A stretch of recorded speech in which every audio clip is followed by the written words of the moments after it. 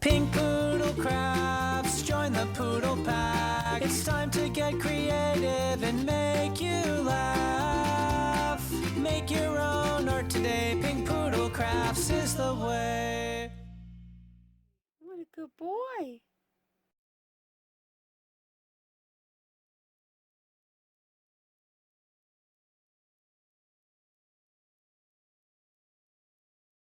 Hey crafty family, it's me.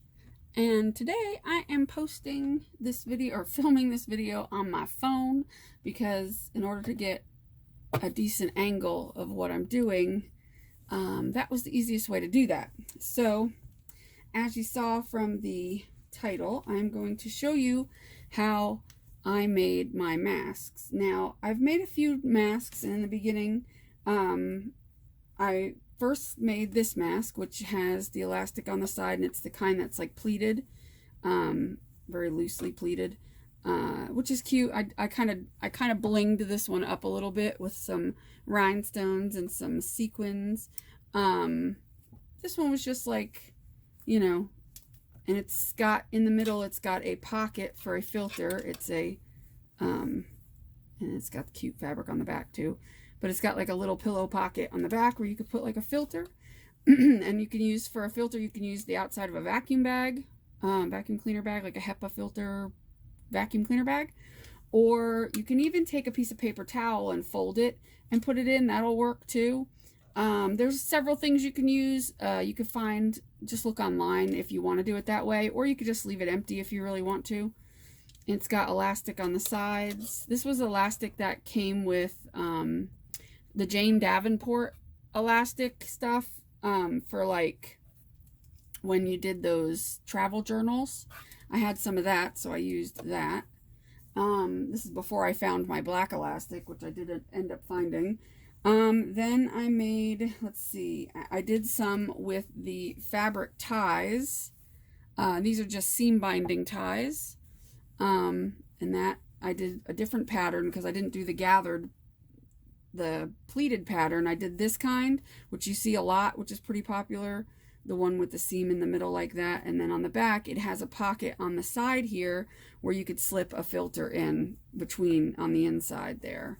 So there's that kind, and I did two that were like that. I did that mermaid one, and then I did this one. Now as I was doing these, I was learning how to sew at the same time because, you know, my stitches weren't great.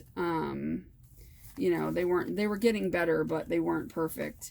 This one has cute little puppy dogs on it, and it has the pocket in the back, and I was just for like see what it was like, I put the vacuum cleaner bag, like I cut a piece off and slipped it in there, and it worked fine.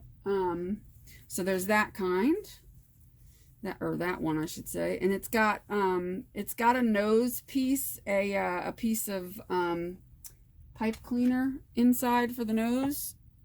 But then I found this and I started using this. It's an aluminum wire. It's like a flat aluminum wire, and I started using that. I like that much better. Okay, so there's that one. Now from like the first one, you can like see that my stitching is, although it's slightly crooked, it's, I mean, trust me when I say it's strong. None of mine fall apart or anything. But as I went, my stitching got a little better because, you know, like you could see where I had to like go over a section and it's like not perfectly straight and not perfect. And as I got better at it, it went better and better. You know, like here you could see is much better. And then I moved on to making these here, which have the elastic instead of the thing. So it's the same type of mask. Whoops. And this is like puppy dogs. Little puppy doggies. And this one has the elastic. Now these I started to get much better with. Now I sewed a nice little slot in there for the adjustable nose doohickey thing. So that was sewn, that's sewn in there. It's got the lining fabric, but, you know, and then it's got the pocket, and I, you know, am getting better. The sewing's getting better. I did one, this is going to be Chris's. This was done before that other one because this one has a pipe cleaner in there. But yeah, so you can see my stitching is still a little bit crooked and stuff, and I had to go like twice over it. You know, so my stitching's not perfect, but it's getting there. And I did this one for my niece. This one is hers, and it's purple, and it's got little charms on it. They're just hook on, so you could take them off when you're washing your mask. They're just little hooked on little purple skeletons. And so they're like, they look like you have earrings on when you wear your mask. It's really cute. So there's one on either side. You can do stuff like that. Again, it's got the nose thing in it, and it's got this pattern on the back. Which piece of thread on there? This thread on, or this pattern on the back side, and the stitching is much better. It's getting much better now.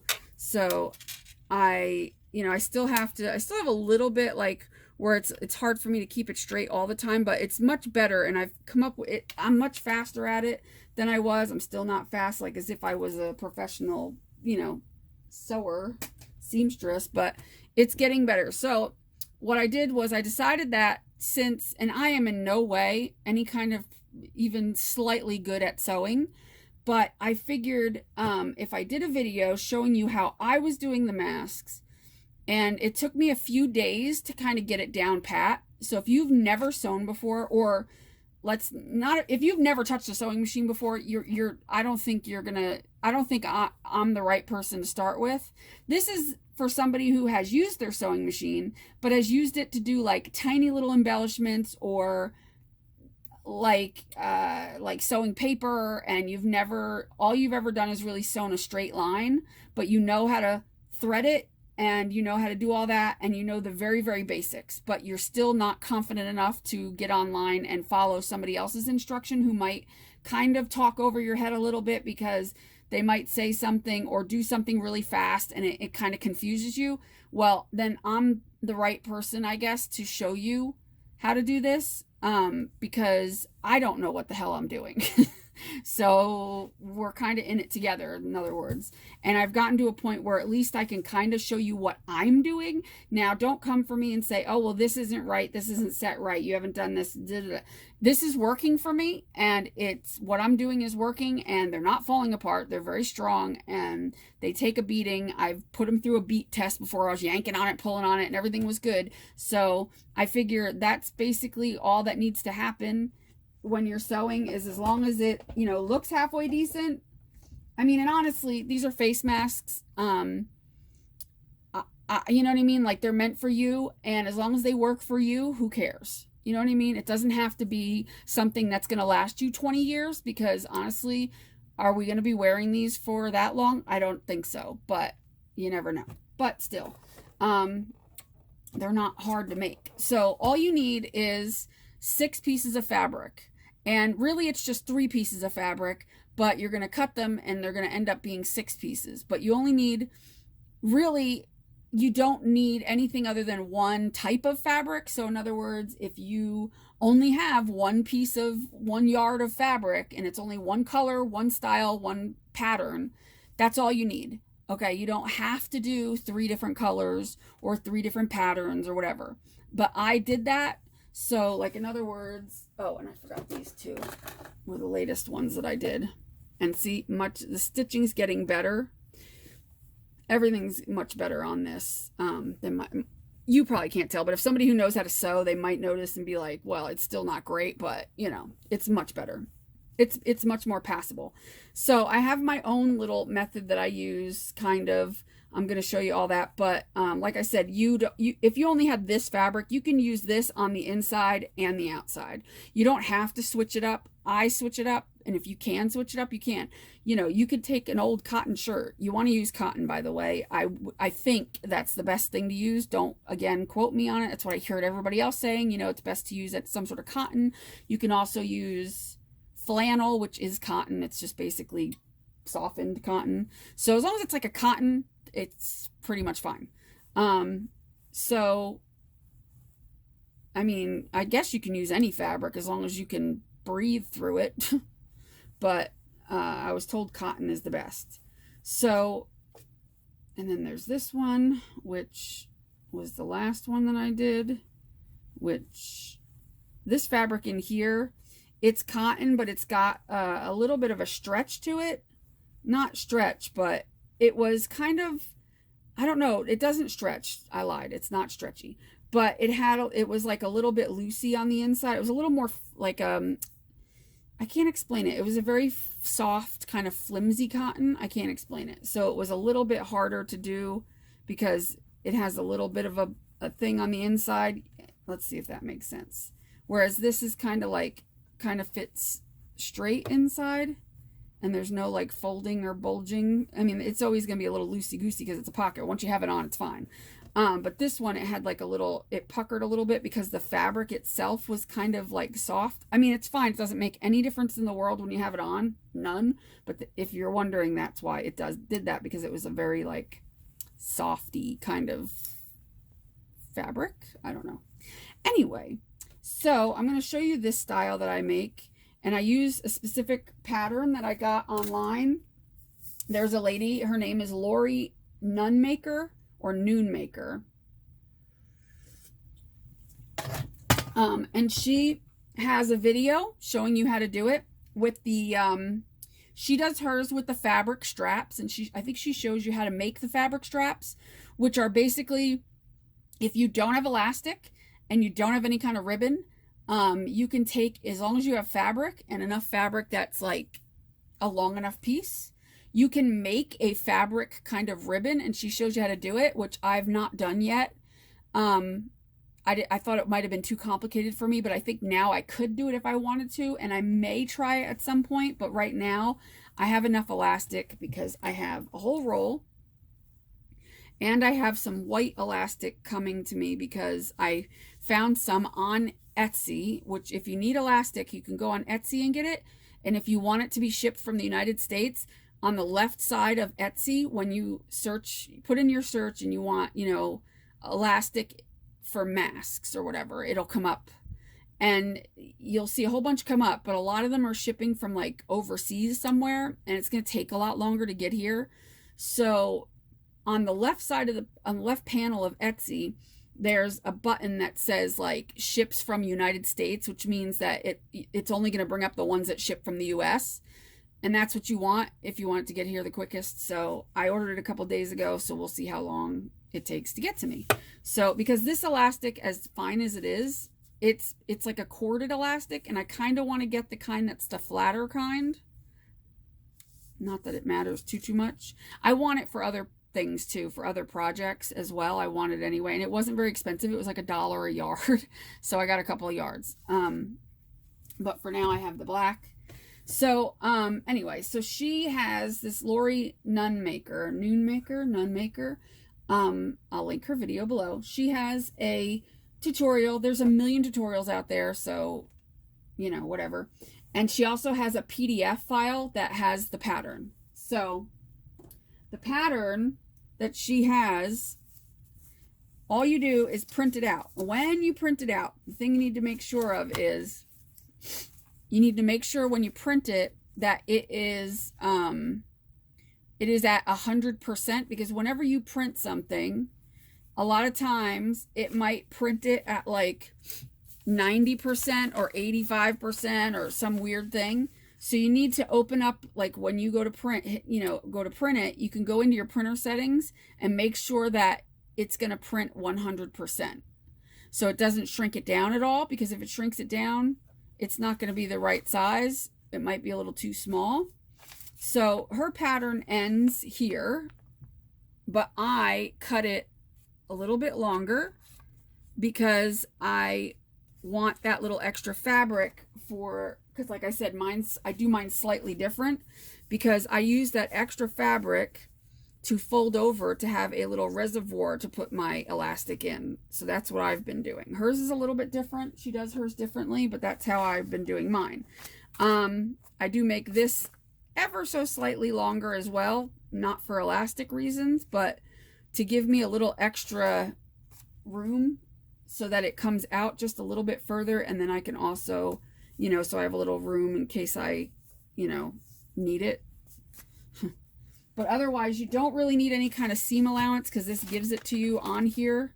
So if you cut hers out, if you want to do it my way, just add about, how much is that? Oops.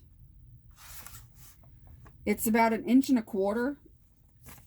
It's about 1.25 inches. Add about 1.25 inches to that, and add about a 1/4 inch, 1/2 inch, 1/4 inch to this. And this is the small part. So you can see these are 2 different sizes. So this is the bigger one. This is face mask part A. This is you cut 2 of these in for the outer, which for today I'm using this fabric here. This cute little sewing pattern fabric. You cut 2 for the outer, and you cut 2 for the lining of this. So this is going to have a lining to it on the inside, which on this mask is this pink. See, we got the outer, which is what this would be. And then we've got the liner for that, which is right here. Okay. And then, so that's the bigger one. And the little one is part B, or the pocket, the outside of the pocket. It's the liner for the, so that the pocket can go in there. And that you just need 2 of, because for each piece you need 2, because we're going to stitch them together. So, and that gives it its little, like, if you didn't do that, you wouldn't have this nice little, and the reason why you want this little bump here is so that it doesn't sit so close to your face that you're like sucking on the fabric when it's on. Do you know what I mean? It'll kind of give you a little breathing room. So that's why it's done that way. So you need to cut 4 pieces of this, and they can be all the same if you want them to. So 4 pieces of the bigger one and 2 pieces of the little one. And these, but the 4 pieces of this, 2 of them should be the same, and the other 2 will be the same. So if you want to do them all in this fabric, you cut 4 pieces. If you want to do them, and you want to do the lining different than the outside, then you cut your 2 pieces, and then you cut your 2 other pieces in a different color. When you're cutting a fabric that has a pattern on it that you want to make sure that it's going to be upright, because don't forget, let me get the one mask. All right, here we go. Now, if it has just a random pattern like this, where it's just paisleys, it doesn't really matter which way, it's kind of going all different ways. This, it doesn't matter which way you cut the outer fabric. It doesn't matter at all. If it's like a random pattern, it doesn't matter. But if you have a certain pattern, because like I said, this is 2 pieces, and you want it to both face up and properly, you got to be conscious of that. Like any of my inner fabrics mostly are just linings, and they don't have any kind of pattern to them sometimes. But the outer fabric sometimes does, and you want to be conscious of how you're cutting it, because if you cut it wrong, one's going to be upside down. So that's the thing you have to watch for. And since it goes like this, so this would be not like that. That's not right side up, actually. It'd be this way. So you want to make sure you lay the big one on its side, and when you cut one that's going to go this way so that it's, facing the right way, and then flip it over, and the other one should go the other way so that they can meet in the middle. The 2 will meet eventually in the middle once you cut them out and sew them together, so that they don't have to line up perfectly or anything, but as long as they're, lined up somewhat, you can have it, at least as long as they're both upright, then it doesn't really matter that much. So that's the only thing with cutting it out. So you make sure when you're cutting it out, you lay it on its side like this for one of the pattern pieces, and then flip it over and do it that way. Either way, as long as you do one that way and one facing the other way. Like, you keep the fabric both right side up or back side up. It doesn't matter as long as they're both the same. So you keep them both like this, but you just flip the pattern. And then on the next piece, you'll do it this way. that'll ensure that you have your fabric going the right way. And then once you do have all your fabric, I just cut it out loosely. I kind of just lay it across the fabric and then just kind of go and cut it out loosely. And then I go back just so I have all my pieces. And then I go and I iron to make sure it's relatively flat and not all wrinkly crinkly. So that's the next thing you're going to do is after you've cut it out loosely, you're going to iron it. And then you're going to take your fabric and you can cut out each individual piece. I'm going to show you, we're going to pin it really quick and then cut them out. So you're going to cut out each individual piece, or you can cut out each individual piece, you know, if you want to be sure that you're going to do it right. But what I do is I usually do, I'm going to take this is my liner for that part. So what I do is, and I'm not sure you can see this very well because of my camera. Can you? I don't know, because the way I have this camera angle, it's kind of weird. But so what I'll do is I'll lay it down. I'll lay this down, okay, make sure that that can go on there pretty well. This one, I lay like the one that has the least room, because sometimes I cut it a little close. And then let's see if this one's going to be better. I don't know how I did this one. Did I screw this one up? No, okay. It's just really close at the top. So I've got this piece here. And then I'm going to lay this piece on top. And I'm like, okay, that covers the paper. So now I grab onto the fabric. So now I've got two pieces that if I put it on top, I know if I line it up with the top one, it's going to cut through both of them perfectly fine. And then I could do the same thing and cut all four if I have a good pair of scissors. And so what I'll do here is I'll put this on here, make sure it's, you know, because sometimes I cut it really close so that like it's real close to that edge over there. So that I don't risk screwing it up, then I'll put this on top. And make sure it covers the pattern, and then I can pull it out. I can lift it up and hold around the edge there and pull it out, and then I do the same thing here. I just make sure I look, because that's the one that I have to really worry about, is that one under there. Okay, and then I put this one on, and since this one does have lines, this one I'm going to cut with it facing down so that the two can go together. So when you cut it, or you know, if you're putting them all together to cut them, you're going to face the two front sides together, two pretty sides together. So what I'm going to try to do, which I'm not sure I can do, I don't know if I can do that with the, yeah, I guess I can. I'm just trying to line up the lines a little bit on here. I'm not sure. Doesn't really matter. I guess I can't.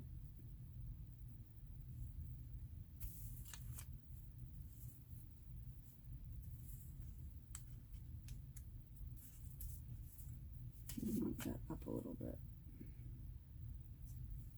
Or down, I guess. Nope, and it can work. Do it like that. I'm trying to line it up a little bit so that my lines on the fabric will maybe line up. If it would be so nice if I would stop moving that around. It takes a little finagling here and there so that you can just double check to make sure you have everything before you do it.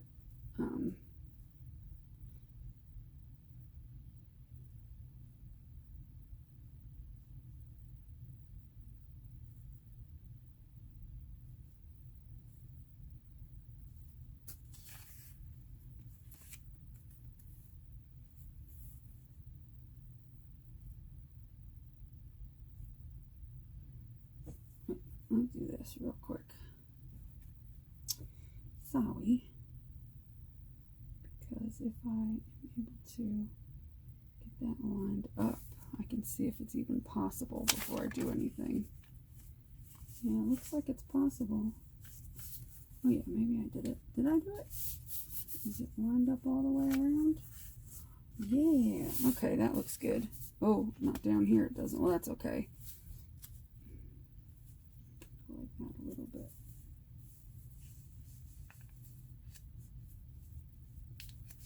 Yeah.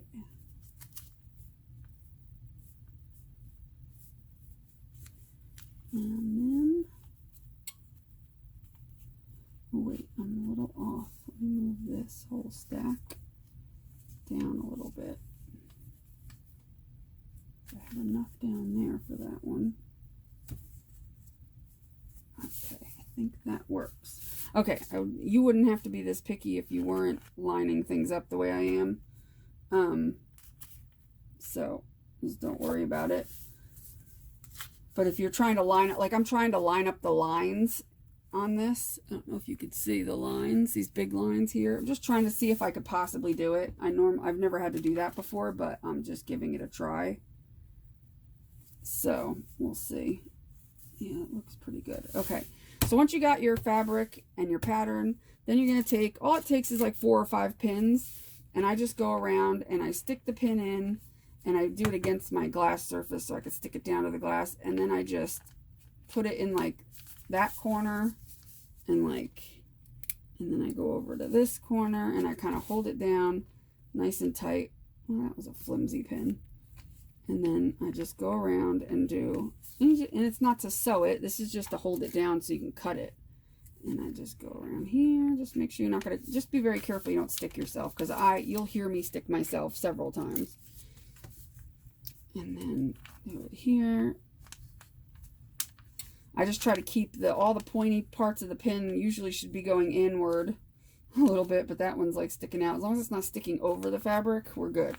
So then you could double check just to be on the safe side, make sure it looks like all your layers are good and then nothing's going to come off the side of the pattern.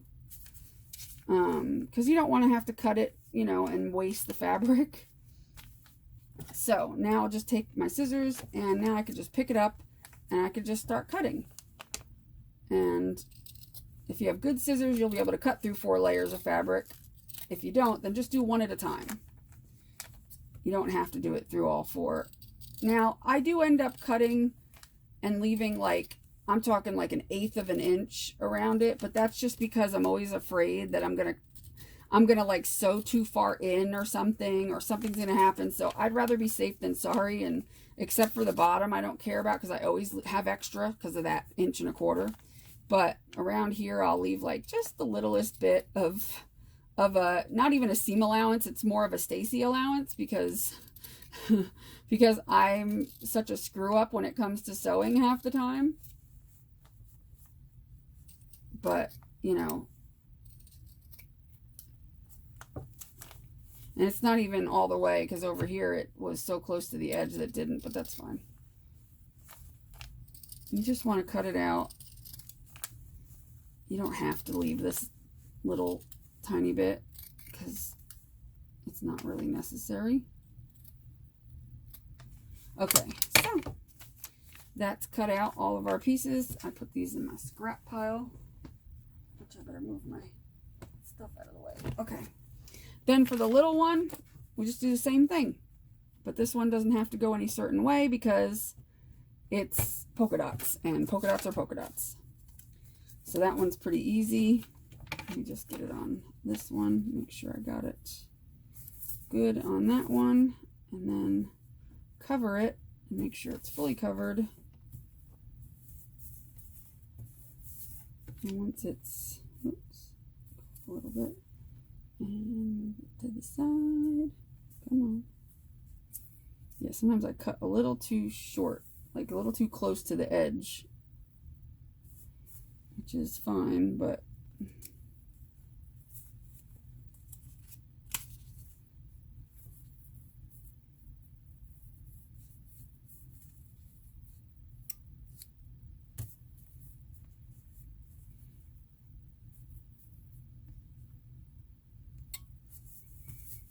all right.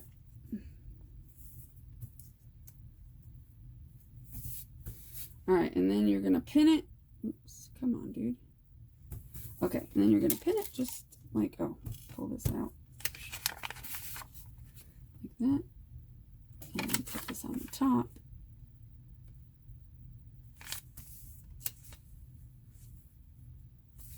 There. Good.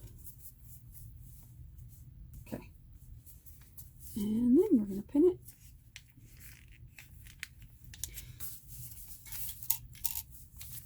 And you can I've been reusing this pattern for like, I don't know, 6 masks, so.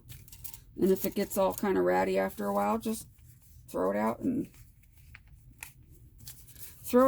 print you a new one. Now, the lady Lori Newmaker, she talks about how she made an acrylic pattern because she has like a fancy spinny cutting thing, and she made an acrylic pattern. She could just lay it down and do all that, but it's really not necessary unless you're gonna, you know, unless you're a professional sewing person, seamstress. So for somebody like me who is definitely not a professional sewer in any sense of the word whatsoever, not even close. It's just me, and it takes me like an hour to make one mask, so you'll have to bear with me in this video because you get to sit through that. But I wanted to do something where I was going slow. Like I said, this is meant for somebody who's like a beginner and not for somebody that knows how to sew, because I wanted to take my time so that you understand what I'm doing. And you might, you know, find out that it's easier to do than not. And I'm not saying you have to make these to give to nurses if you're not confident in your sewing. Like I'm not. I'm confident enough now that I can make some, but I'm not fast enough, and I have other people, like friends, that are making a bunch of masks for nurses and stuff, so I don't feel I need to. I might sell some of my masks. On Sunday, I'm having an auction, and in the beginning of the auction, I usually do some things that are for sale. They're like a set price, so I might do some of my masks. So we'll see. So now we got 2 pieces, and what we're going to do is put the pretty sides together, and we're going to do that for all our pieces. And if they don't line up perfectly, it's fine. They don't have to be perfect.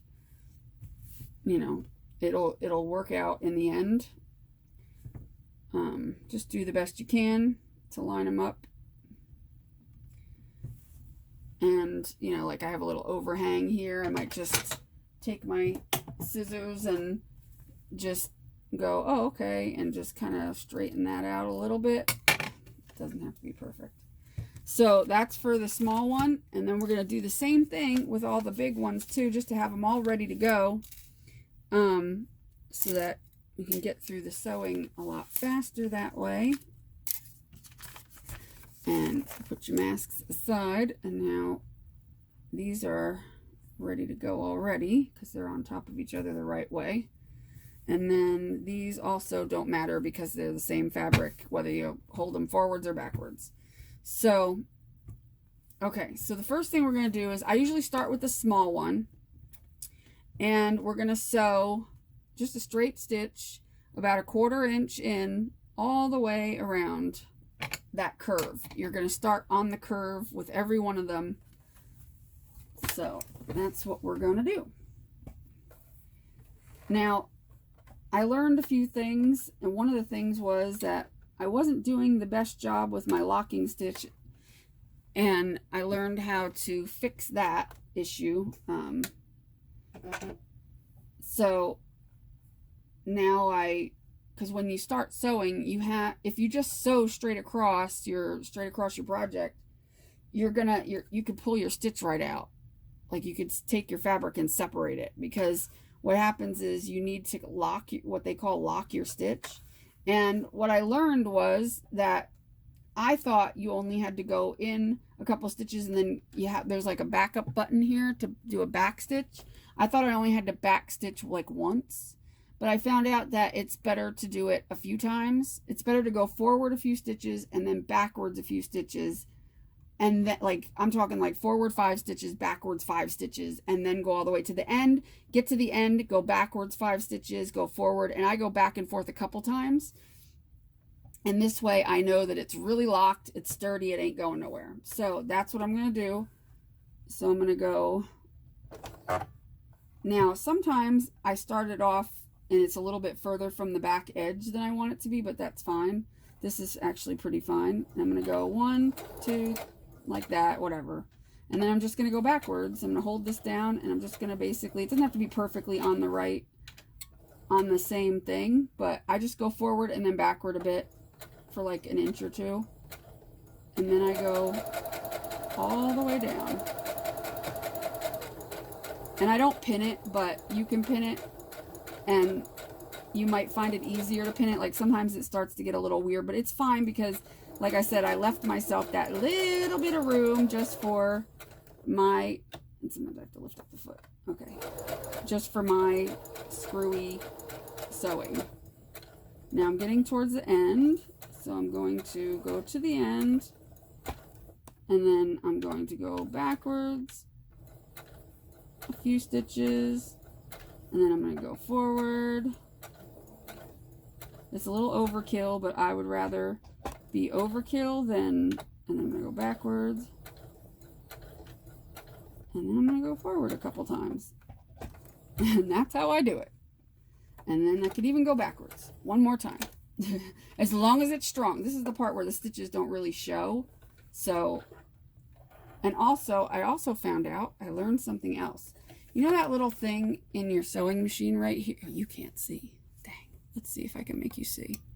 There's like that little arm in your sewing machine where your thread sits. Well, if you pay attention to that when you go to lift up your thing and pull your project out, so that your thread doesn't get stuck down in the bobbin, make sure that little arm, when you crank it on the side over here to release the needle up, make sure that arm is at the top, because if the arm is at the top, oh, can you see a little better now? If the arm is at the top, then it'll come out nice and clean, and you will have just 2 pieces, which is your bobbin piece and your regular piece, and you won't have it stuck in your bobbin, which is why I always had problems. And I went online and was like, all right, I have to look this up and find out why that keeps happening. And well, I discovered that that's why, because you should have your, and should have the little arm inside of there facing up. Okay. And so then I just cut my threads on that to keep everything fairly neat. And sometimes this will happen, but basically that's just one of these threads getting caught in my stitching, which happens sometimes. And for this part, it's fine. It doesn't matter. Don't cut them off. Just cut off your thread. For this, it doesn't matter because this part is not going to be seen. The only thing that's going to be seen is that side. So it does not matter if there's like a little bit of bunch stitching under there, because you're not going to see it. So there's one. Now on the small one, we do one extra thing. We're going to make our little ends, because this is, again, the lining. Whoops, get out of there. This is this piece here, this shorter piece from the other side. And so this piece we need to, since it itself doesn't get its own lining, we need a little fold over and stitching right there. So that's what we're going to do now. So what you're going to do is you're going to take your thingy and flip it over to the wrong side. You can't see now because now I have to put you back down like this. There we go. Okay. So right here, you're going to, mine's a little crooked. Let me fix that. I can tell it's a little wonky. And if it's a little wonky, then it might be a little harder to get it to be straight. Is this one wonky? No, that one's pretty good. So all you're going to do is just let me make sure they're even. Okay. Like I said, that's why I leave extra. Okay, so all you're going to do is put the right side down and fold it back on either end, just a tiny little 1/4 of an inch, like that, tiny little bit. And what I do is I iron it Let me rescue my iron from back here without knocking over my phone. So I just take it and I iron it on each side. Just give it a good iron, because that'll help it stay when I'm stitching it so I don't have to pin anything. And then I'll do the same on this side.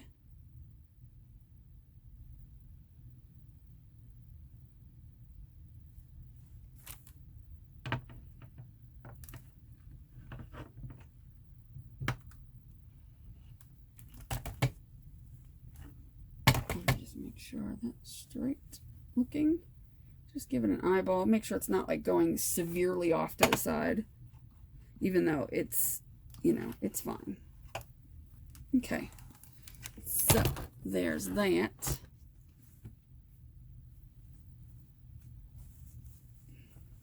So now we're going to put it into the sewing machine, and we're just going to make a little stitch down each of these little seams here. So just a straight little, same thing. You want to back stitch it and all that stuff. And this is where I try to go as fairly straight, because this one will show a little bit, because on the inside of this, like, well, I mean, yeah, it shows right there. So I was thinking of this one here, but yeah, so it shows right there. So, you know, it could be a little neat. There's times I've had to take out the stitching and do it again. So I try to be as neat as possible and as straight as possible, but it's not always going to work that way.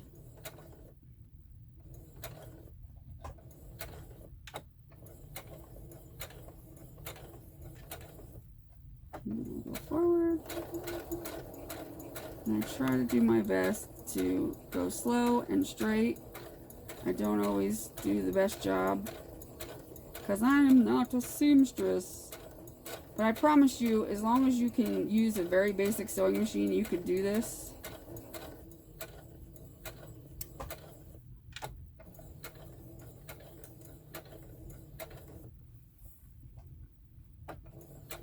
Getting very close to the edge here, because I'm not good at keeping small fabrics. That's good. So this won't be perfect, but it'll be just fine. As long as it holds, I don't care. And I will cut it. See, like, it's decently straight. It's the back stitching here got a little out of hand and close to the edge, and it's not perfect, but guess what? It doesn't have to be. Now, I have a little bit of the thread that got stuck under there, and usually I could pull this out just by grabbing the loop and pulling it. It's just the loose piece of thread got stuck. So don't fret too much over that. If it's like really a mess and you're really concerned about it, one of your best friends will be this thing, which is a seam ripper, which just goes in and, like, you could pull all the things out. It's a pain in the ass, but if you want it to look neat, sometimes you have to do that. But like I said, if you do this for, like, if you do a few of them, once you do like 5 or 6 of these masks, it gets quicker and much easier to do. Even though I'm still kind of slow, it does get better. I promise, it does get better. Okay, so we're going to do this side.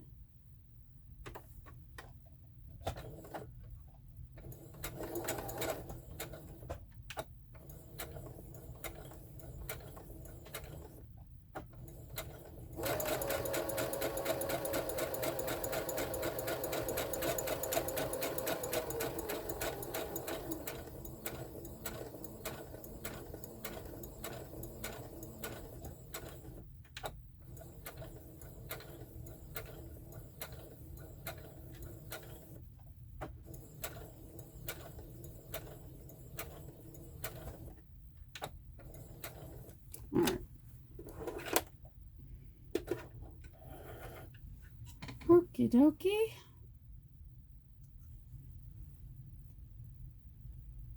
That one's not so bad.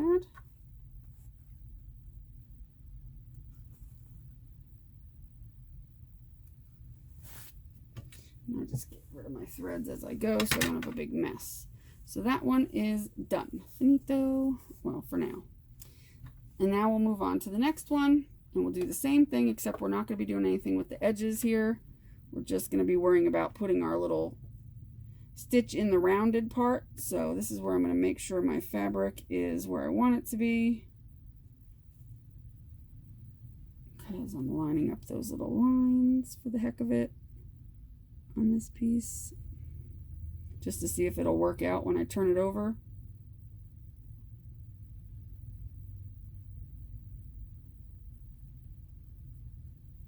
We shall see. Okay.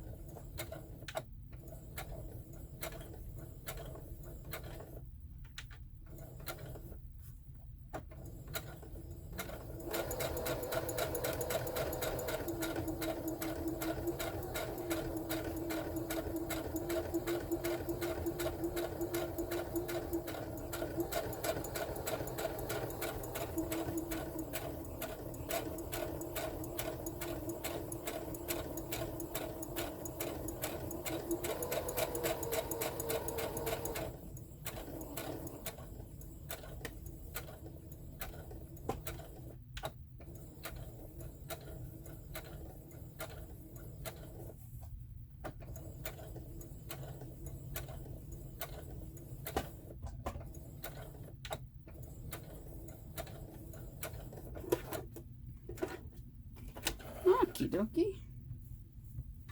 Did good on that. Again, this is the part where it doesn't really have to be like exquisitely neat because it's not going to show. Okay. And then the last piece would be this one, which I have a few fuzzies on there from the other fabric picked up off the table. Get out of here. Get out of here, little fuzz. We don't want you. We don't want your stinky fuzz. And luckily this is going to be a lining piece because you can see it's got some wrinkle to it. And I've already ironed it like 5,000 times, but it's going to be the liner. You're not going to see it, so it doesn't matter. And it's a nice heavy fabric too. And what I like to do is I like find a spot on the presser foot when you're going along to keep your nice 1/4 inch distance or whatever you're doing. I use the presser foot like as a guide, which is what you're obviously supposed to do, I think. But like one side or the other, I like follow a certain thing. Like I'll watch where the fabric is. And so, and you'll find it too. Like you find a place where you can watch it as you go so that you keep like one part of the presser foot and watch that as the fabric goes through. So like, okay, I'm going to keep this side of the presser foot going along the edge or something like that so that you have a visual, because if you don't do that, you're going to have a harder time trying to keep it going along your edge straight, you know, how you want it to. It's just a tip from somebody who has no idea what they're talking about, so don't listen to me. But that's just what I do. There probably is a much better way to do everything I'm doing, but this is for those who don't have time to take a sewing lesson to just make a couple masks. If you know, have some leftover fabric hanging around and you just want to make some quick and easy masks for your family, and you don't have time to figure out all the jargon needed for learning how to sew and all that stuff, I'm kind of giving you a sewing a mask for dummies by a dummy, because that's basically what it is. You're learning from a dummy.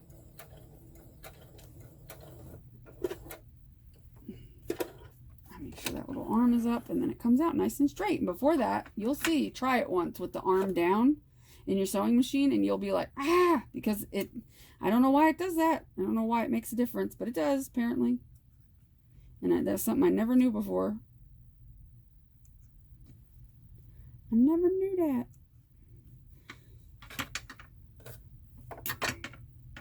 Oh, there it is. It's like, where'd the other thread go that I cut off? Okay. So, now we have all of our doohickeys. I'm going to put it back to where it was.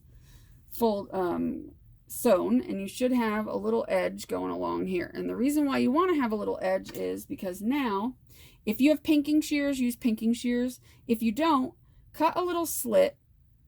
Okay, and when I say a little slit, I mean do not go all the way in to your threads. Leave about 1/8 or 1/16 of an inch from your thread, because you do not want to cut your thread, and you don't want it to get so close that you can pop out your threads. So, but what you would do is you would cut little slits every inch or two. This way, when you flip it over and you have it, the stitches will kind of, because it's curved, so the stitches will kind of lay a little flatter when it's all done. But if you have pinking shears, you can avoid cutting little slits every inch and just go right along the edge. Obviously, don't cut your threads. And you can just do the same thing with the pinking shears, slowly and carefully cut all the way around your little doohickey. So I do that on each one. This is a thicker fabric. But if you don't have pinking shears, like I said, you can just go right in with your scissors and snip, snip, snip. And they don't have to be as close together as the pinking shears make it. Like 1 inch, I guess, every inch. It doesn't have to be like, you don't have to measure it. Just go along every inch or so. You just want to be careful. Take your time so you don't cut your threads. This isn't a process that you're going to, you know, unless you're, like I said, if you're somebody who knows how to sew, don't even watch this, because it, you know, it's for somebody that does not know how to sew, or, you know, has never done anything with a pattern or whatever. So now all 3 of them, they have their little edges cut, their little happy little curves, and the short one that we made has a little folded over side. So now you take all 3 of them and you put them on their right sides, and you just kind of poke out the little, you know, poke out the little seam a bit, and you can see, nice and strong, ain't coming apart. That's what you want. You want your edges to be strong where your edges are, and you want your whole thing to be nice and strong. As long as you can yank on it and it ain't falling apart anywhere, you're good. You're good. So that's what I usually do now, is I check it, and I do this to each edge, and I make sure it doesn't need an extra stitching or something, you know, wonky. It's a good time to test all that. And I kind of stick my hand in from underneath and kind of poke all the way along here so that it's nice and circular.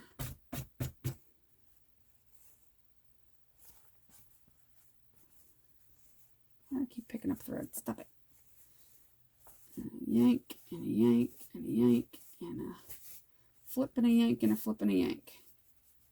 Now, what I do now is I take the 2 ends and I line them up and hold them, and I kind of start situating my fabric, because we're going to iron it. But what I found was, if you don't hold the edge and you iron your rim, your edge, whatever you want to call this, the little edge, the rim of it, and you sit and you fold it down, I'll show you what's going to happen. Because it's never going to fold perfectly even. This might not do it because I evened it up already and was messing with it, but yeah, it did it. Look what happens. If you iron that, you're going to have that little uneven edge, which, all right, if you don't have OCD, it ain't going to bother you, and it doesn't matter that much. But for me, it bothered me. So what I found was, if I evened this part up and held it together, and you can pin it if you want to. I'm just always afraid I'm going to. So if I even that part up, and you can even pin it if you feel like you're not going to be able to get it to cooperate, right? Then this way, iron it from here out. Just be careful of your pin, but iron it from this part out this way. You know, you've already poked it and played with it. So if you iron it this way, what happens is, now nobody taught me this, and I didn't see this anywhere. This is just from my OCD-ness. You could do it from both sides, and just make sure that it's not going crazy to the other side, which my fabric is a little bit off, but that's okay. But I found that if I did that, it kept my backside even. Oh, did my thing shut off, you jackass? I'm like, why is my iron not very hot? That's why. It always shuts off after a few minutes. All right, so that's not on really. Yeah, give that a second.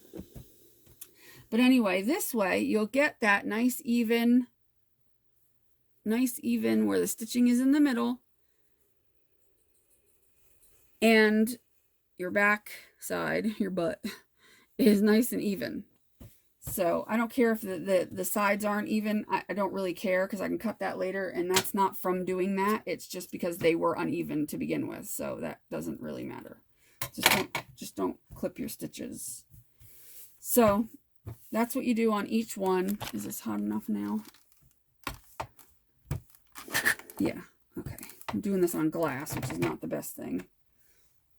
I should do it on my little t-shirt thing I got here. Let's try that. I'll just kind of, I got like this wonky t-shirt, which I should really cut that. Okay. Do it on a t-shirt or towel or something. You'll get less condensation and it'll make your fabric less wet, especially if you use the steam. And it'll get nice and flat, which is what you want, just because it'll be nice. And again, I'll do the same thing here. I'll stick these together. Make sure they're nice and evened out to where I want them. And then this way, when I iron, I just hold it from the back side. You don't have to pin it. Just hold it and go. Don't go back and forth. Just go and put your steam on and just go from the butt side to the front side. And then flip it over, hold it from the back, and do it again. And you'll have your nice, it'll be nice and even, and you won't have like a 1/4 inch hanging off of one side. Same with this one.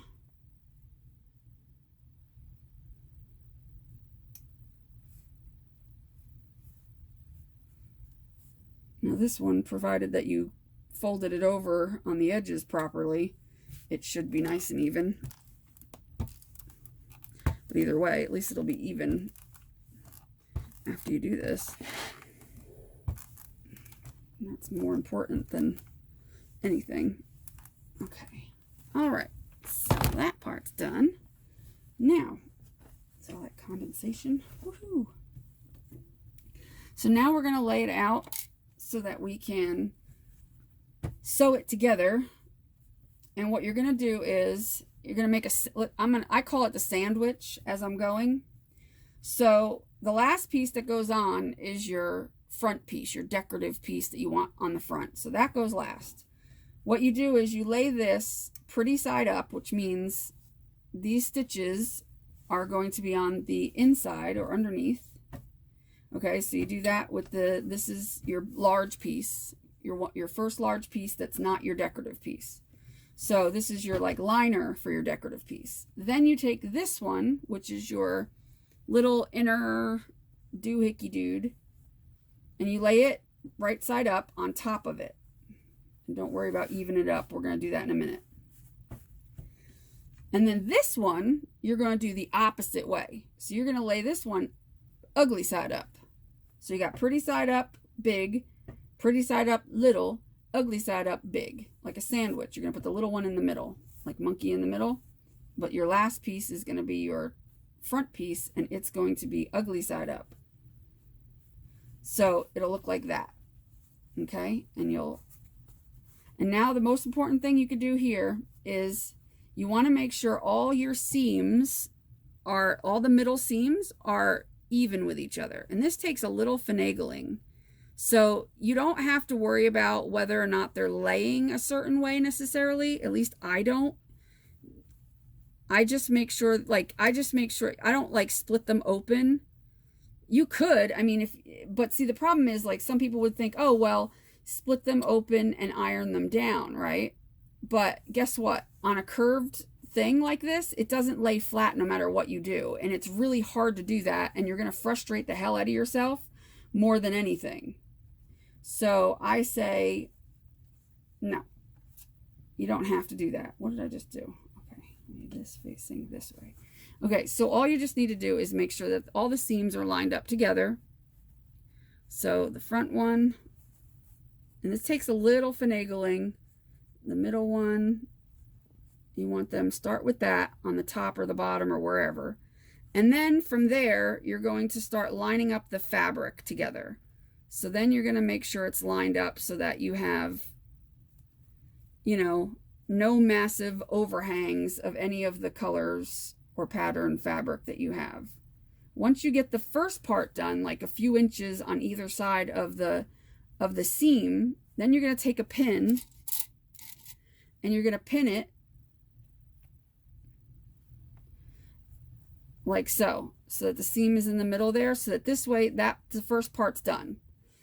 And a little tip also, when you sew, you're going to choose how you're going to sew it, whether you're going to do it from this angle, from the inside, because you're going to sew the two edges when we get to that point, just the long edges on either side.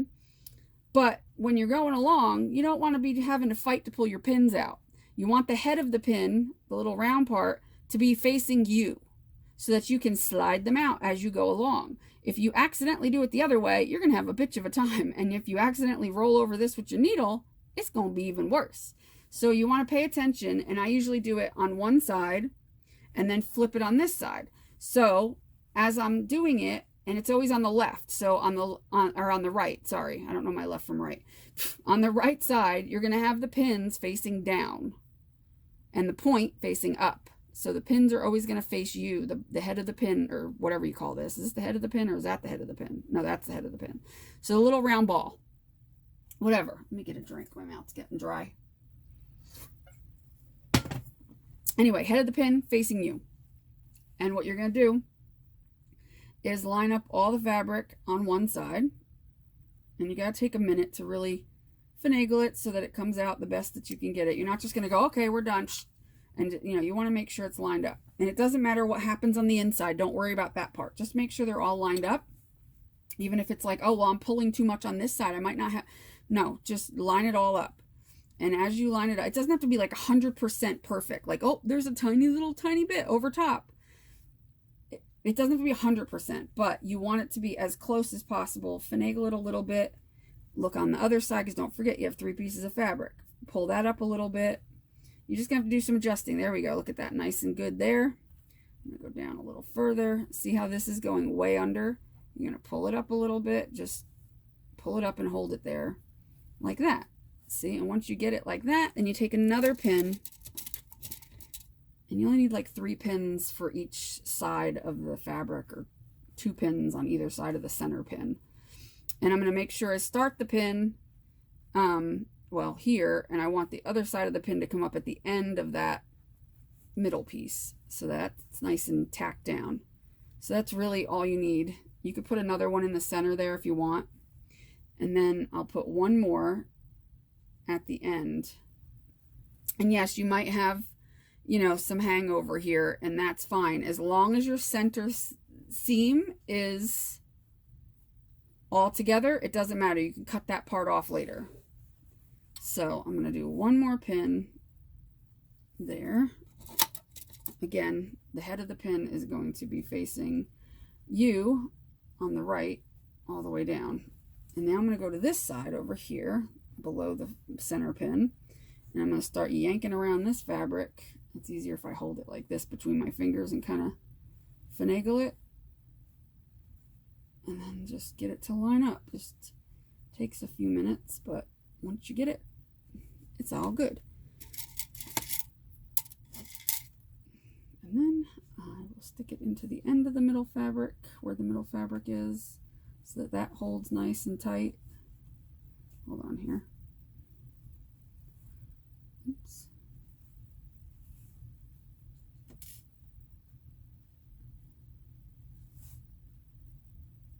Okay.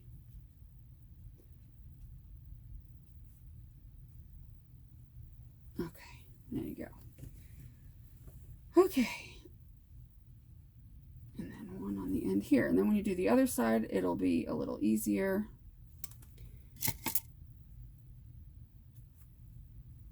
And so now when you sew, you're going to sew down this way, because you need to be able to pull your pins out towards you. And then you're going to turn it and you're going to sew down this side. So now all your pins are again going to go towards you, the back side. But first you're going to do the middle again. Middle seams together. Middle seams together. I'm waiting for my phone doesn't shut off because I forget if it starts doing that. So that would suck. All right, middle seams all together. Okay. Trying to stay on camera as much as possible, but you know, that's not my strong suit, is staying on camera. All right, you're being a little bit ornery. How about you get to your place where you belong?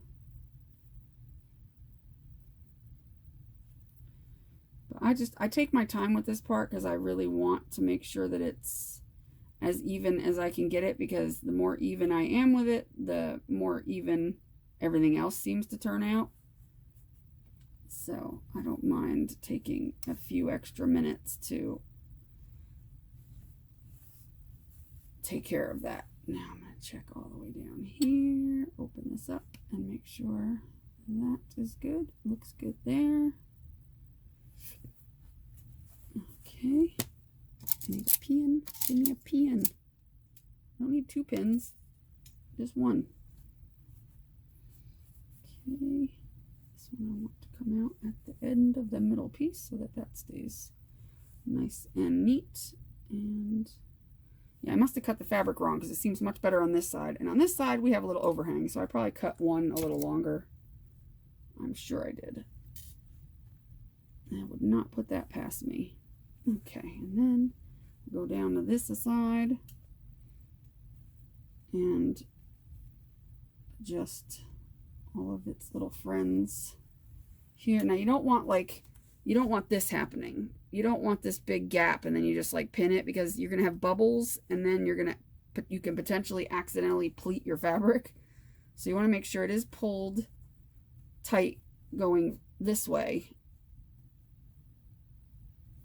You know, so it's not, just as long as you don't have any big bubbles in it, if that makes any sense. Probably not. Pin. Where's the end of the pink? In between, there it is. Okay, and then we got the last piece here. And voila. So that is what it should look like. Careful of the pins. You don't have to worry about anything with the middle. So we just start on the right side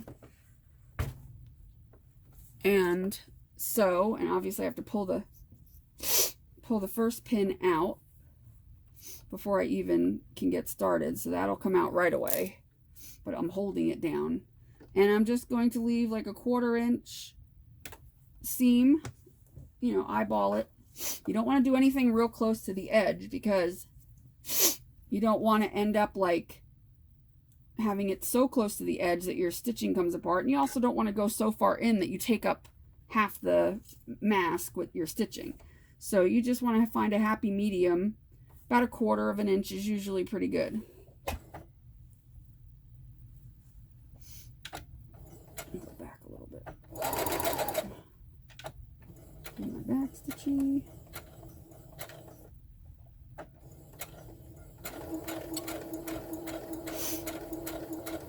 Now you just go slow, and as you get to the pin, obviously, you're going to start backing it out. Sometimes I could pull like half of it out, and then just slowly pull it out, like hold on to it as the sewing machine goes, and it'll automatically pull out by itself, and it's never going to hit the needle.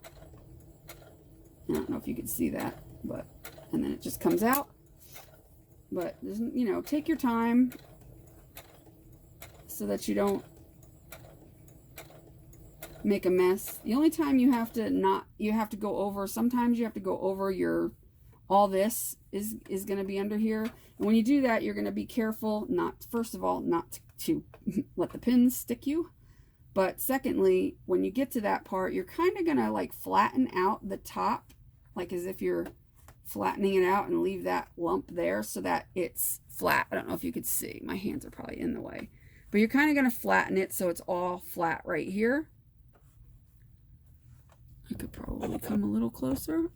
So you want it to be, you obviously want your seams to be flat. So you want to lose the lump there and kind of flatten it out. So you're going to stop when you're a couple inches away from it. You're going to kind of just soften it out with your hand or flatten it out with your hand. And then here's the head of the next pin is right there. So, and it's a shorter pin, so it only goes to like right here. So I can give it a minute. I never go too fast, but I do go a little faster when I get over this lump, because I notice when I go slow, it has more chance of getting stuck. I don't go super fast, but I just kind of go with a little more gusto there, like this, and let it go over it. And then go back to going real slow, or fairly slow. And I just eyeball it and make sure I'm not going too far off, and I just hold this pin here while it goes, and it'll automatically come out in my hand like that. So when I see this get to the presser foot, that's when I hold on to the ball of the pin here. So when this gets to the presser foot, I just hold the ball and keep going, and the pin will just automatically come out, which I pushed that way out. Okay. So when I start getting to the little ball, it gets to the presser foot, then I just hold it. Then it kind of keeps everything in place for a minute. I don't yank it out right away. I don't sew fast enough to do that. If you're somebody who sews really fast, is this the one that has the extra? Yeah, so we're gonna go back. Because I don't want to end my stitching, because this is where I gotta cut off that end, so I'm not gonna end my stitching too far, because I'm gonna cut it off anyway.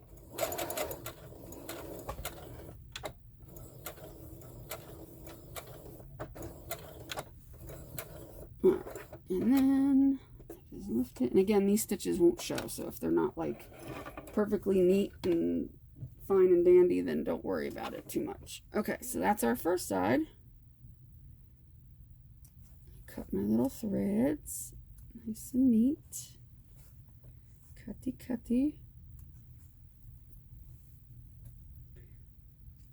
Okay, throw them out, and then we flip it around and do the other side. And do the exact same thing. I just pull this out.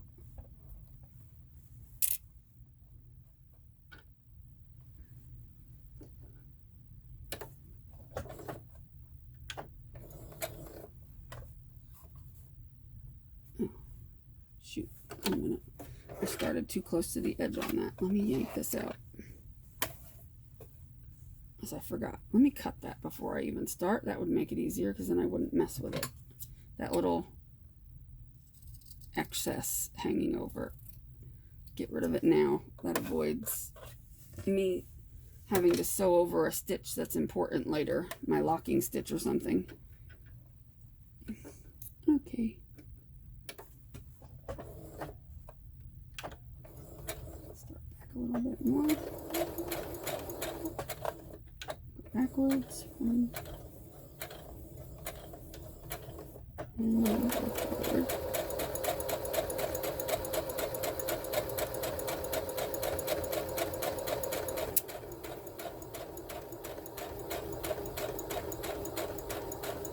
Okay, I'm going to stop here.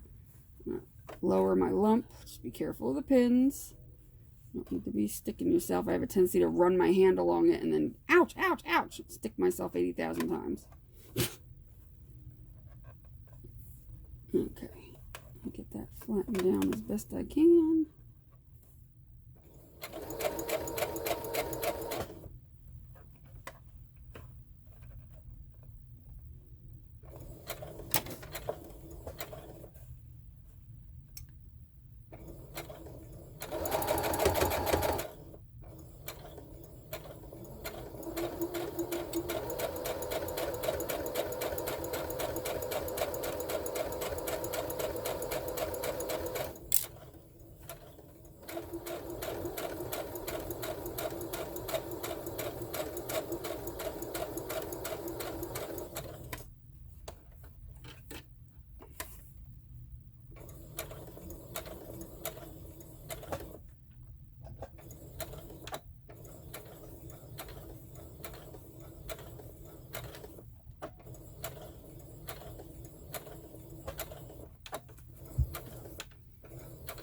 Okay. And let me get my pins out of the way. And this out of the way. I'll move you back a little bit, like that. Whoa. I hope I clipped it from the sewing machine. Okay, so now we are all stitched up.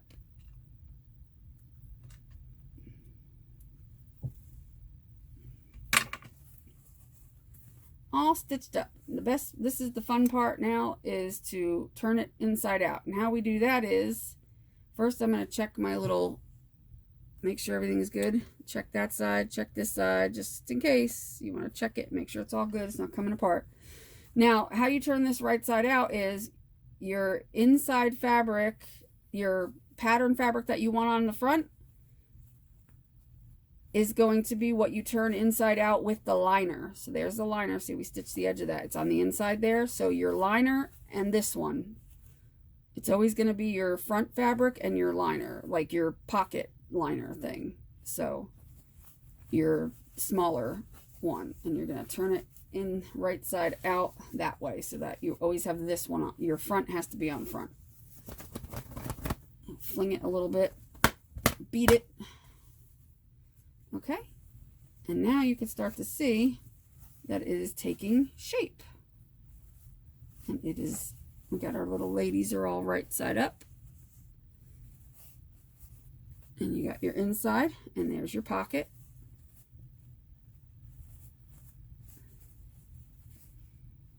And so now we need to deal with our ends and our nose piece that we're going to put in, which we'll do our nose piece after I iron it. First, we're going to iron it down. Let me lay this back out. My ironing t-shirt.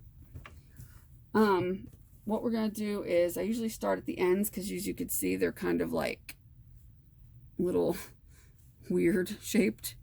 So I kind of like to straighten them out first and grab a hold of the edge so that it's nice and straight, like that. And then lay it down and give it a little press so that it's nice and, so watch your hands, like that. I do that on both sides. I just kind of puff out the fabric and then pinch it down so that it's got a nice, you know, seam, and then iron it down, with or without steam, whatever. Sometimes it's good to do it on the opposite side too. I do that on both sides over here. I just puff it out.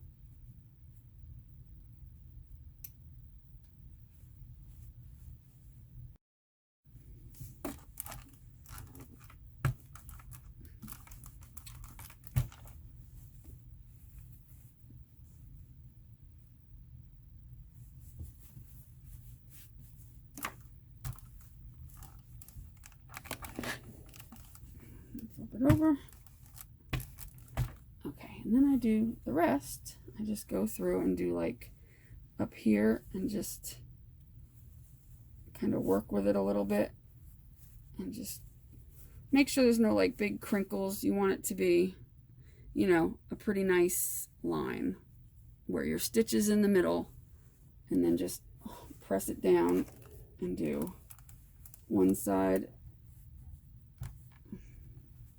No fabric should be like super sticking over, you know, and taking over, if any, you know what I mean. It shouldn't be like a big lump like this or something. It shouldn't be sitting like this, you know, where it's like the white fabric is like really visible like that. You want it to all kind of be even so that you kind of push it back so that it's pretty even. And of course, from the front, you definitely don't want any of your back fabrics showing. So if anything, your front should come up above your back fabrics more than anything else. You know, like they should be the predominant fabric. And it's hard to do around that seam, so I just kind of do the best that I can there, but and then same thing here. Even it up. Yeah, an iron is your best friend when you're doing this, unfortunately, and I hate ironing with a passion. It's not my favorite thing to do, but in this instance, it makes everything a heck of a lot easier to do and neater, and everything looks much better. I'm just gonna that middle part and just get right there. You don't have to worry about that, the middle of it, but okay. Is that everything? Just get a little more here. Okay, what did I drop? Dropped my scissors. Get up here. Okay, so that's good. Now we gotta deal with these ends. Well, actually, we need to deal with our nose piece first. Okay. Whoa, everything's falling on the damn floor. Get back here. All right. So now, in order to make our nose piece, now you may not have this type of flat metal wire stuff. It's like super flexible, but if you have like a 20 gauge wire will work. Just any, it doesn't have to be flat. It can be a rounded wire. Again, pipe cleaners, I take them and double the pipe cleaner. So, you know, depending on how much I'm using, I will double it in half and kind of twist it. But you should have something to use for a nose guard. You could probably just use a couple of twist ties. That'll work too. But what I take is I measure out 3 1/4? It's either 3 1/4 or 3 1/2. I think it's 3 1/2. I'm just going to go with 3 1/2 because I can't remember. And cut 3 1/2 inches. Doesn't have to be exact. So about 3 1/2 inches. And then, and you want to do this with any wire, you're going to curl up the edge. You're going to curl the edges and flatten them down. So for this, I take these guys right here and I curl the edges both to the same, you know, side. So I take it and I go like that, and then I do the other one to the inside as well so that they're both facing the same way. And I'll show you what I do after that. So they've got like curly cues, and then I take, oh, I don't like those. What's the other ones? These. I take my pliers and I just crush it, and I flip it over and I crush it again, and I just crush it.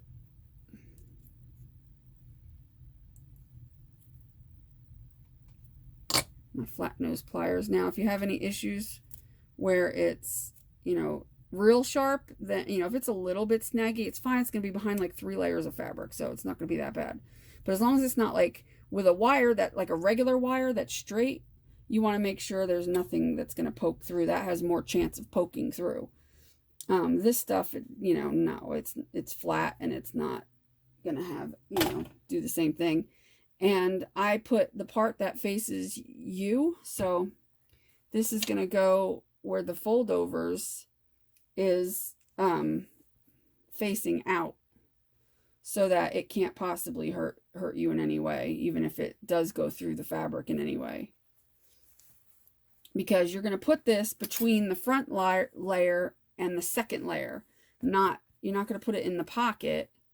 You're going to put it in this pocket so that you have extra 2 padding of fabric, and it holds down the front piece and all the pieces together, and you're gonna, you know, you bend it towards your nose.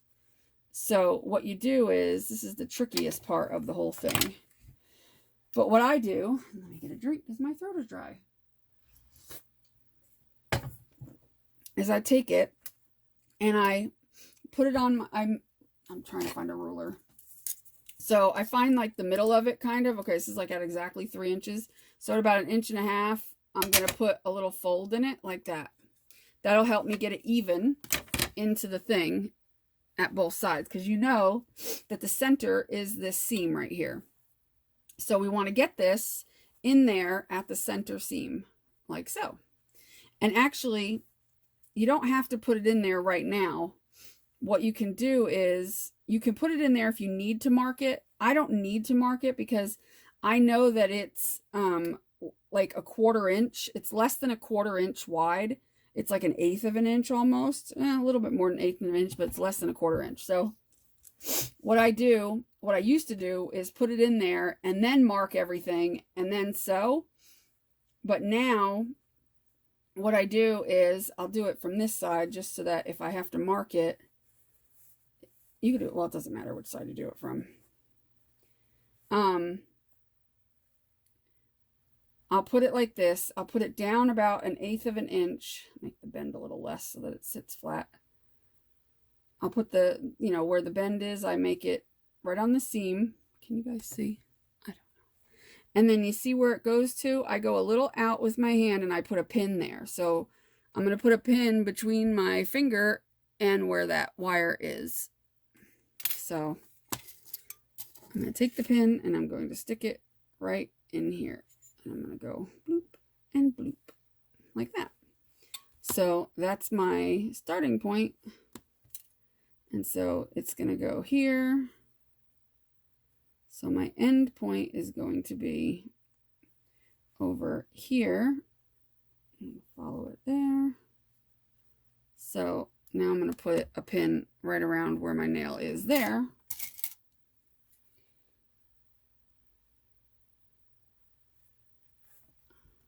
And bloop, like that. So now you know that you can't go any further in with your stitch than those pins, because, and you don't close it off until you put this in.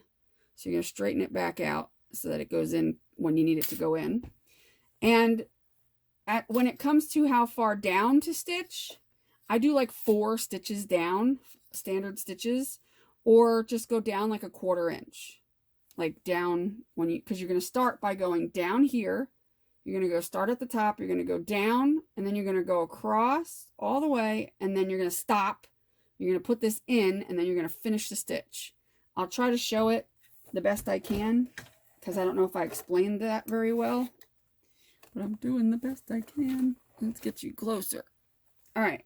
So we're going to have this handy for when we need it. So I'm putting it right there. So I'm going to start here. I'm going to line it up and then I'm going to take my pin out. Obviously I'm going to just get everything straightened out because the lump is here and you want to be careful of that.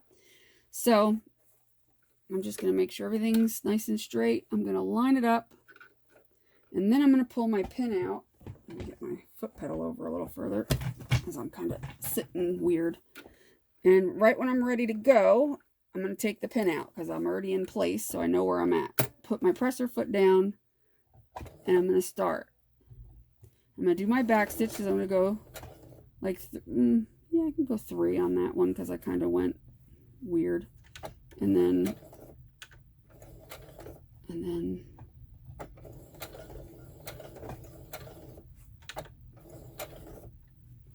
and so now I'm going to go, I don't know why I back stitched as much as I did right there. And now what you do is you lift up your presser foot and you just swing the fabric. And then you hold down the lump, you get it lined up where you want it, put the presser foot down. Now I have to be careful because I made that a little short. Actually, I'm going to go 1 more stitch because it is a little short. A little stitch, so 4 stitches. I don't know why I said 3 before.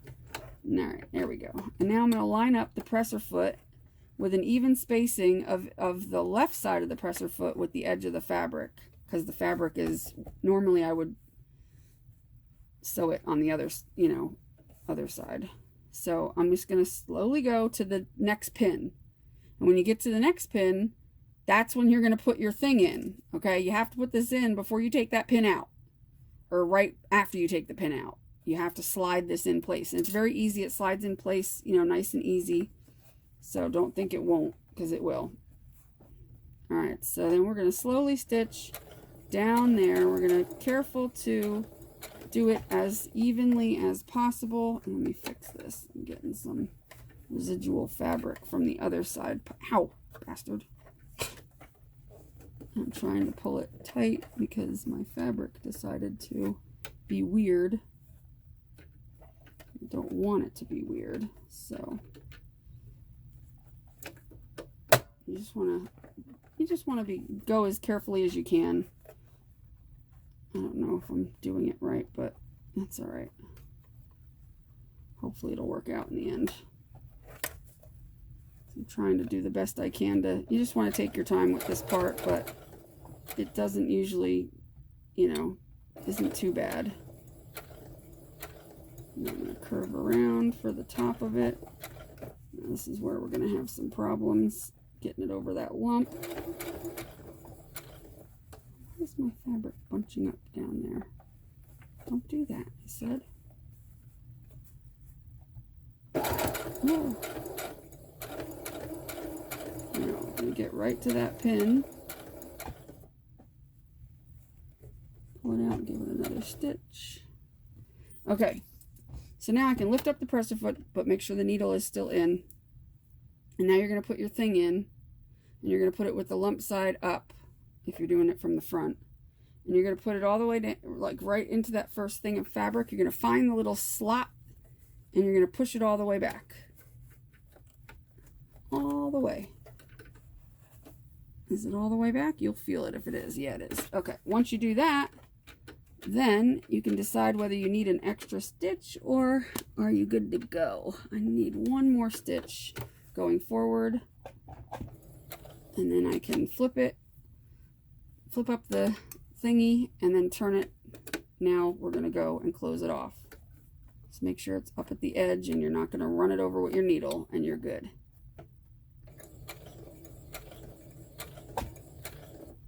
And then back.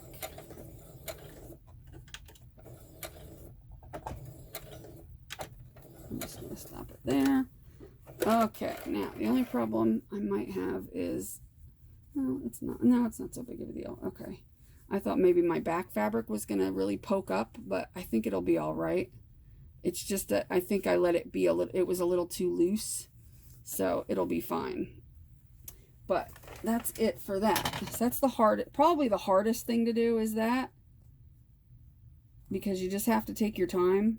It's really not hard, but I'm making it sound more hard than it is probably. I just want you to take your time with it so you don't A, hurt yourself, or B, hurt your sewing machine and accidentally sew over your metal or anything. Okay, so now your nose thingy is in there, and the stitching, I've learned to do it. Excuse me, focus. Hello. Has it been out of focus this whole time? Okay, there we go. My stitching is pretty neat on the back. I see how it's bunched up slightly? Oops, see? That's what happened. It was a little loosey-goosey back here, but it's fine. It's not going to make a difference. It's still going to be perfectly usable and fine. It ain't going to make no difference in the world. Nobody's going to see it but you. Okay, so now what we're going to do, hello, learn to focus. Now we're going to work on our edges here, which I'm hoping, can you see?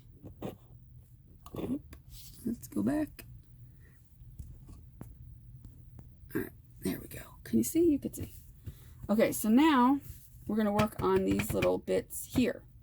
So what we're going to do first is kind of like we did on the other side, on the other one, is we're going to fold over both of these pieces of fabric, just like literally a 1/4 inch, and we're going to iron it down as best we can, because now you're doing 2 pieces of fabric.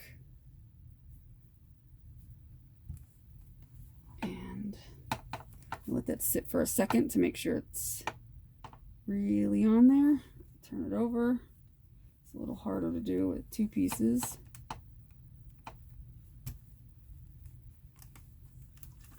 All right, that's one side. I'll do the other side after. So now we're going to sew, just like we did on the other one, we're going to sew, just stitch it along the edge there. Now, if you see that you're going to have, when you flip it over, anything hanging off of here, just like you would when you're doing a journal cover or whatever, well, you know what? Don't worry about it, because actually we're going to fold that in. You're not going to see it, so don't worry about it. I don't know why I was thinking of that. You don't need to worry about it. Okay, because it's not going to show when we get to the next part, because we're going to be folding it over again.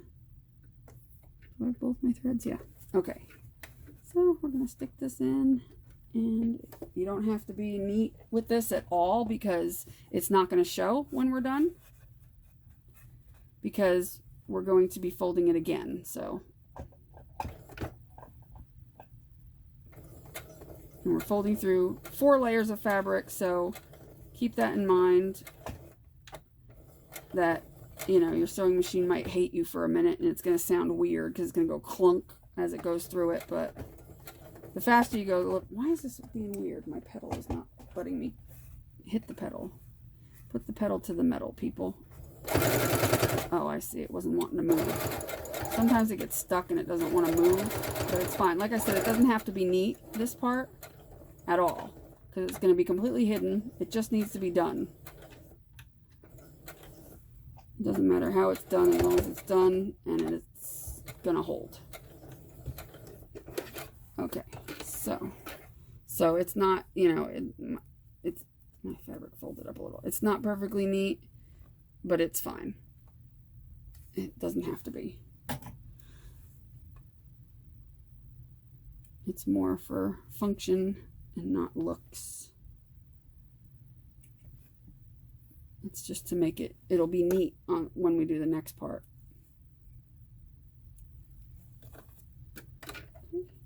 Now we'll do the same thing on the other side. I'm going to move that out of the way.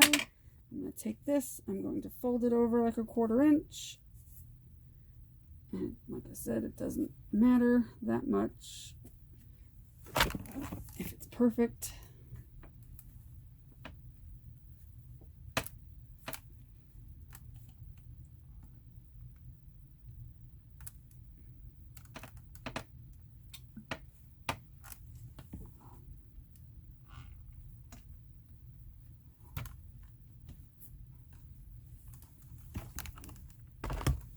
Okay, I've got threads over here.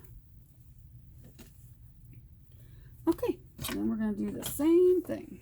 I'm going to give it a little, whoa, I hate that thing. It comes off every time I move the machine.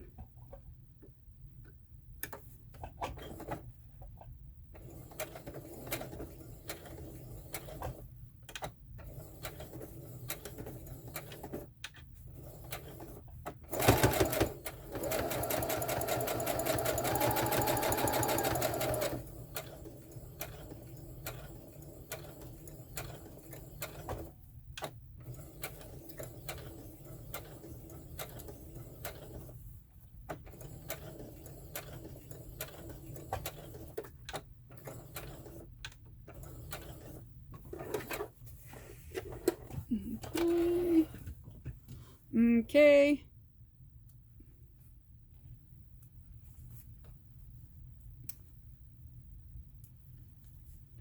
Snip, snip, snip, snip, snip, snip, snip, snip. Okay, now rid of those threads. Put these threads back here. All right, now we're going to fold it again. And this time, we're going to fold it so that it gets hidden under here. So this little bit of stitching you're going to do is like kind of tricky, but not, because all you're going to do is just make sure you hold that back when you stitch. So that's about as tricky as it gets. Just because we're going to hide it. I mean, I could do it right here, but then you have, you know, like, I don't know. I like it hidden under there this way. I don't know. It just, to me, it looks better that way. And that's why we added extra length to the big parts. Remember how I said, give yourself an extra 1.25 inches? This is why, so that we can do all this. So I put it underneath of here, and you want to put it the same distance underneath as the next side. So when we go to do that, I'll show you how to even that up so that it's all nice and even. First of all, what you should do is, now that this is folded over, these two ends, take them and put them together. And then, you know, just see if it, when you go to a point with it, will it go to the point at the center point, which mine do. So that means everything seems to be even. Makes it easier when you're doing this part. So anyway, I take it and I fold it. Now I'll do it on top so you can see, but it's folded so that the stitch line is right under where the pocket, middle pocket starts. So I just do that like that. And then you can't see it, but we're going to stitch it right there along the same stitch. We're going to do it on the same stitch that we did before. So we're going to use that as our guide. And we're just going to hold this piece of fabric back as we do it and make sure nothing gets underneath of it, because we're not trying to stitch the pocket closed. So it's easy once you do it, because it's nice. It'll be nice and neat, because you see what happens as this folds, because it kind of tapers down a little bit. When it folds, you have this extra bit here so that it'll stitch into that. Now, if I do it back here, sometimes you'll have like where it depends on how you've cut your fabric, but sometimes it'll do it where it'll be too big and you can't really cut it now that it's already stitched. So it kind of gets messy. And plus, I just like the way it looks underneath of that flap of the pocket. I usually only go like right under the pocket. So I'll kind of fold it to where I want it, and then I'll kind of hold it and then lift up the pocket and go over it and see if that works for me. And usually that's pretty good. And you want to line it up so that you're straight with your pocket. So you want to look at it and kind of eyeball it and make sure it's like even on both sides. Like it can be brought down a little bit here on this side. And let's see. Yeah, that looks good. So you just take a minute to even that out. I don't even have to iron it because it's such a big piece flapped over that it usually goes pretty well, pretty easily. Make sure.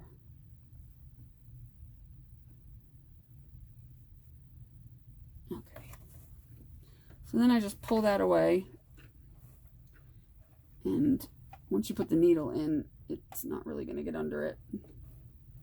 You can go in a little bit if you don't want to go right on the same stitch and then go through 8 pieces of fabric plus all that stitching.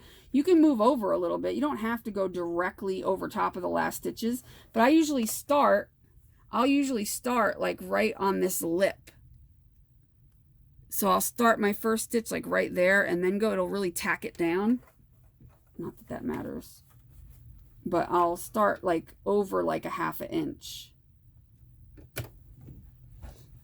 So this way it's, just a little bit over.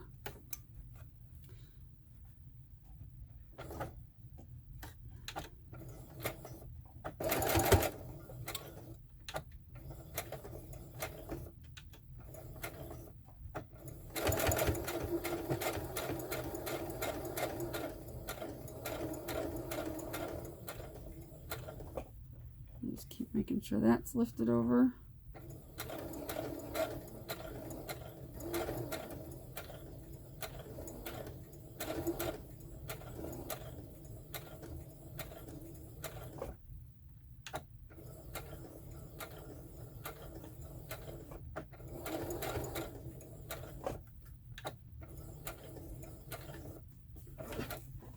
And that should be it. Perfect. Except for that thing that gets stuck under there. I'll get that out in a minute. So that's the first side. And so it's not exactly hidden, but the bulk of this part is hidden, is what I mean. Like my stitch ends up kind of like, well, yeah, it's under there. But as long as I just want the folded part to be under. It looks more seamless. I don't know. That's just me. I didn't do that in the beginning. I did it like different ways, and then I found that was the easiest way to make everything look as neat as possible. And don't worry, your elastic goes in afterwards. It's the last thing we do, and I'll show you. It's very easy to put it in because now we have this nice deep reservoir to stick the elastic through. Makes it nice and easy.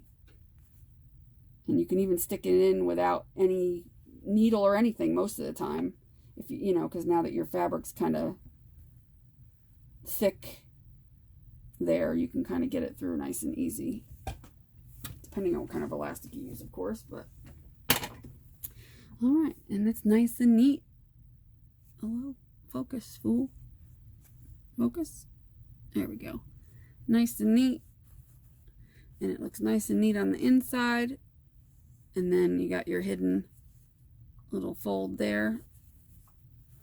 So now we're going to do the other side. Same thing. This time now, here's what I'm going to do. I'm going to measure this. How many inches is it away from the entrance to the pocket, like the pink piece there. So it's like just about an inch. So this way, when I fold it over, I make sure that it's even on both sides so that nothing is sticking out more than the other. So if that means, you know, whatever that means, is what it means. See, now this one is a little bit more, okay, there we go. Close it out.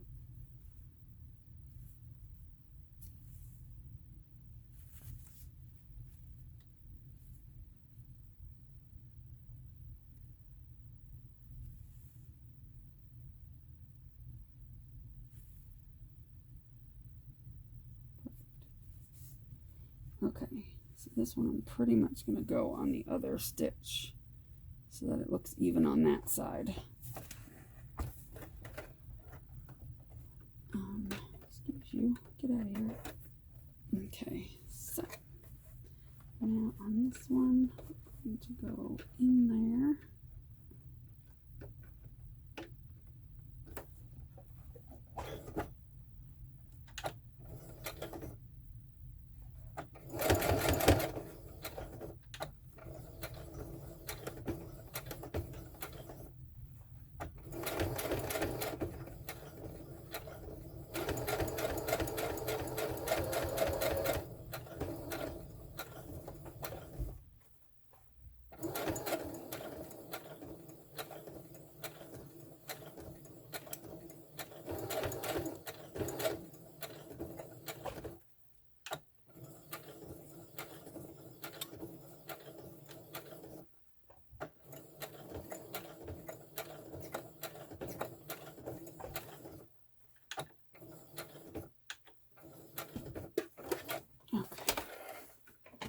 And we are so close to the end of it. And yes, I know this was a long video, but like I said, it was not meant for people who know how to sew necessarily. It was meant for those who don't really know how to sew that well and want to make a mask. And hopefully this helped. I don't know. You'll have to tell me in the comments if it helped you. So there we go. There is the inside of our Beautimus mask. Ooh, gotta poke it like this.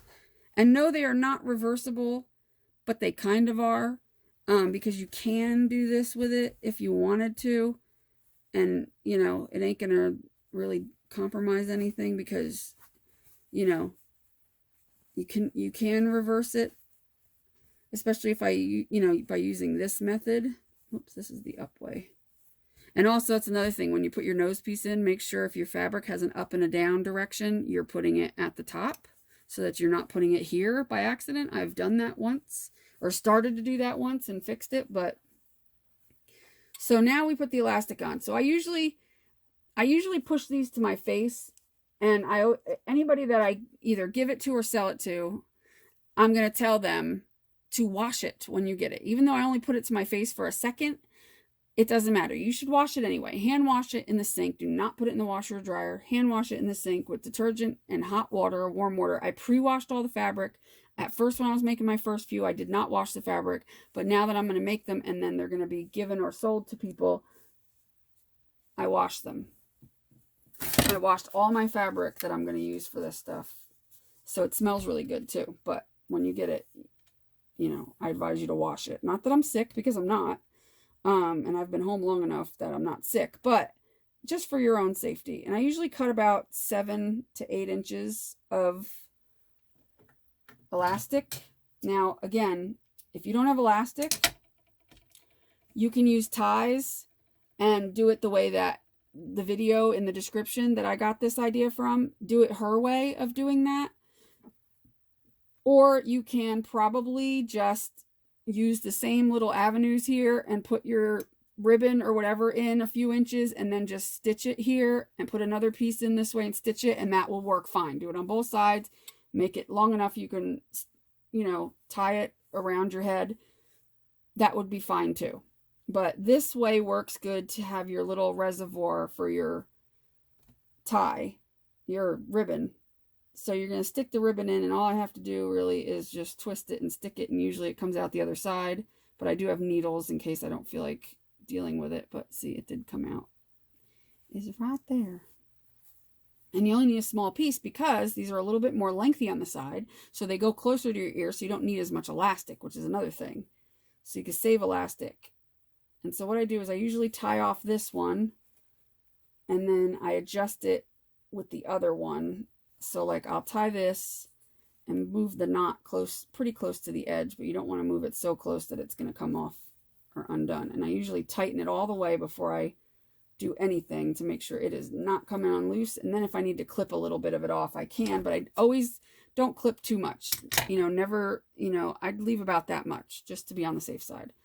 And now what's nice is, well, when we're done, I'll do that part and then put the other one on.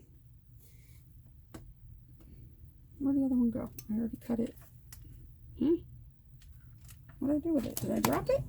I thought I cut both pieces. What happened to the other piece? Okay. Maybe I didn't cut it. I thought I did. Okay. Because I like to cut them both the same size so that I know what I'm starting with here.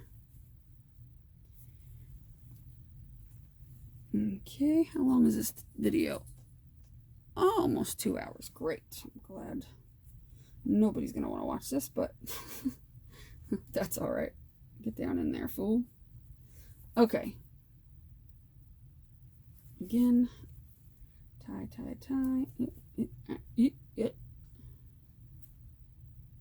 Try to keep it as even as possible. All right. And I'm going to pull this towards the top.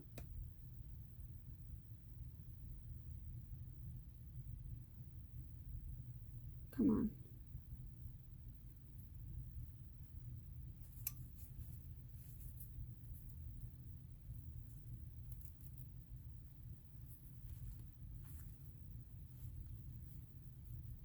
Okay, now I'm going to test it out real quick. Make sure it goes over my ears okay. Yep, perfection. And that's as much as I put it on. Some of them I put on for a picture real quick, but like I said, you should wash it when you get home, and anybody that buys them off me, I'm going to put a little note right in here when they get it that says, wash me. If you don't wash it, that's your problem. But like I said, I'm not sick, but I never want anybody to take the chance. Anyway, so here's the knot. Now I'm going to pull it from the other side. It's going to get fairly stuck, but I'm going to pull this really tight on this side over here on the back side, so that then if I just lift up on this little thing, it'll pop itself in there. There we go. And then I feel for it and I just leave it in the middle. This way, if somebody wants to take it out, sometimes I would stitch up here, but I really don't need to. It's not necessary to stitch up here or like along the elastic. It's not necessary because it's not going anywhere, so nothing's going to happen. So, you don't have to do that part. You can if you want, but this way, if you ever have to cut the elastic out, well, that one went in pretty good. You can always replace it if you need to, but that's it. Mask is done. It took 2 hours. Normally it doesn't take me that long, but only because I slowed everything down to show you and explain everything. And hopefully that made sense, considering I'm not a seamstress in any way. These aren't so bad. So I hope you will give this video a thumbs up, please. And if you're interested in any of these that I'm making, if you come to my auction on Sunday at 4:30 p.m. Central Time, which is 5:30 Eastern, I will have some at the beginning of the auction for sale. I haven't put a price on it yet, $10, $12 maybe. I might have some that'll have some rhinestones on them here and there. I don't know if I have time. I'm not really taking orders though, because I don't want to be pressured into having to make some if I don't have time to make them. So I'm just kind of making them, and then what I have is what I have. You know what I mean? So check out my auction on Sunday. It's a live auction Sunday at 4:30. And yeah, I hope you enjoyed this. If you did, give it a thumbs up, please, and subscribe. And yeah, leave me a comment and let me know if you're going to give it a try. If you've already given them a try, you know, let me know. Whatever. And I will talk to you guys later. Thanks for hanging out and watching a 2-hour video on how to make a mask when there is 1,000 videos out there that are 10 minutes long showing you how to make a mask. It might be useless, but somebody might find it useful. Have a good day, everybody. Thanks. Bye. Poodle Pack out.